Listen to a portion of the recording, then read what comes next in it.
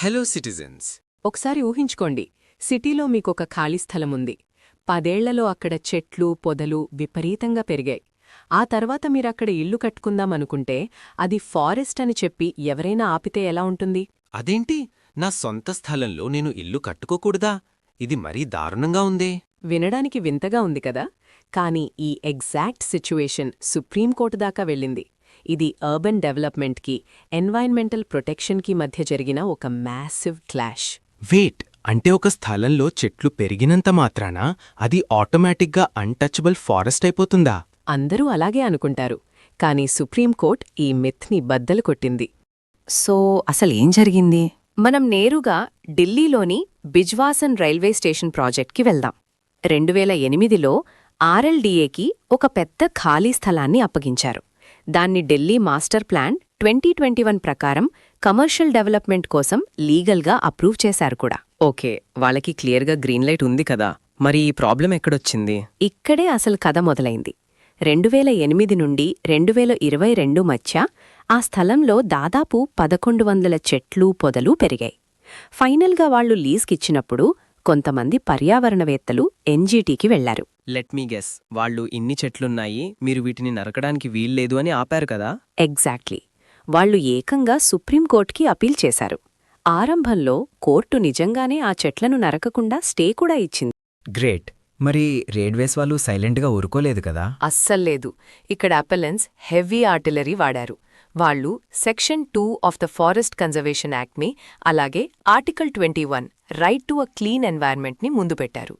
Central government permission లేకుండా అక్కడ ఒక్క చెట్టుని కూడా ముట్టుకోవడానికి వీల్లేదు అని వాదించారు. సో వాళ్ళు ఆ చెట్లను నరకడం ప్రజల ఫండమెంటల్ రైట్స్ని ఉల్లంఘించడమే అని గట్టిగా పట్టుబట్టారన్నమాట. అవును, కాని వాళ్ళ దగ్గరున్న biggest weapon legendary TN Godavarman case. ఆ కేసులో కోర్టేం చెప్పిందంటే, గవర్నమెంట్ రికార్డ్స్తో సంబంధం లేకుండా ఒక స్థలం చూడ్డానికి అడవిలా ఉంటే చాలు, డిక్షనరీ మీనింగ్ ప్రకారం అది డీమ్డ్ ఫారెస్ట్ అవుతుంది అని. వావ్, అంటే చెట్లు ఉంటే చాలు అది లీగల్గా అడవి అయిపోతుందన్నమాట. దట్ సౌండ్స్ టోటలీ ఫేర్ దో. మరి రైల్వేస్ దీన్ని ఎలా ఫైట్ చేసింది? ఆ చెట్లు అసలేంటో నిరూపించడం ద్వారా. దాంతోపాటు ఒక అద్భుతమైన ప్రశ్న వేశారు: ఏ తేదీని మనం పరిగణనలోకి తీసుకోవాలి అని. తేదీనా? ఏ తేదీ గురించి మాట్లాడుతున్నారు వాళ్ళు? ఇక్కడే సుప్రీంకోర్టు ఒక మ్యాసివ్ న్యూ రూల్ పెట్టింది. ఒక భూమి డీమ్డ్ ఫారెస్ట్ అవునా కాదా అని తేల్చాల్సింది బుల్డోజర్స్ వచ్చినప్పుడు కాదు, ఆ సిటీ మాస్టర్ ప్లాన్ ఎప్పుడు అమల్లోకి వచ్చిందో ఆ ఎగ్జాక్ట్ డేట్ని బట్టి. ఓహో, అంటే చెట్లు పెరగక ముందే మాస్టర్ ప్లాన్ దాన్ని డెవలప్మెంట్కి కేటాయించింది కాబట్టి ఆ ప్లాన్కే విలువ ఉంటుందన్నమాట. ఖచ్చితంగా. కొన్ని పిచ్చి మొక్కలు పెరిగినంత మాత్రాన స్టాచ్యుటరీ మాస్టర్ ప్లాన్ని క్యాన్సిల్ చేస్తే అసలు సిటీ ప్లానింగ్ వ్యవస్థే కుప్పకూలుతుంది. That's actually a really important distinction. కానీ ఆ వేలాది చెట్ల పరిస్థితి ఏంటి? పర్యావరణం మాటేమిటి? అసలు ట్విస్ట్ అదే. ఆ స్థలంలో ఉన్న 70% చెట్లు విలాయతీ కీకర్ అనే ఒక ఇన్వేసివ్ ఏలియన్ స్పీషీస్. వెయిట్, మీరు చెప్తున్నదేంటంటే వాళ్ళు విదేశీ పిచ్చి మొక్కలను కాపాడటానికి ఫైట్ చేశారా? ఎస్, నీటిని పీల్చేసే ఇలాంటి పనికిరాని మొక్కలుంటే అది న్యాచురల్ ఫారెస్ట్ ఈకోసిస్టమ్ అయిపోదు అని కోర్టు చాలా స్పష్టంగా చెప్పింది. You aren't saving the environment by protecting weeds. That is mind blowing. So basically పచ్చగా కనిపించేదంతా పర్యావరణం కాదు, and master plan is supreme. Exactly.